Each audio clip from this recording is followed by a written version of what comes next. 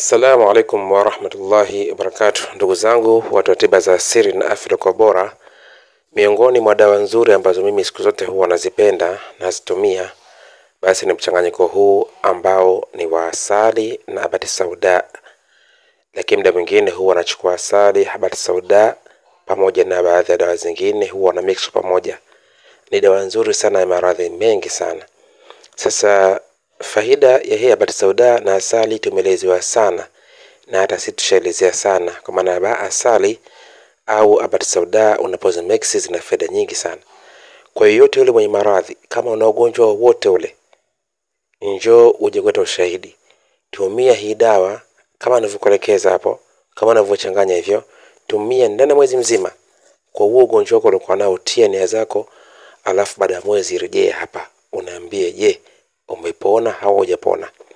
Kwa yule mwenye mgonjwa ambao muda mrefu sana, basi atumie hii dawa ndani ya miezi 3 mpaka miezi 6 mpaka mwaka mzima.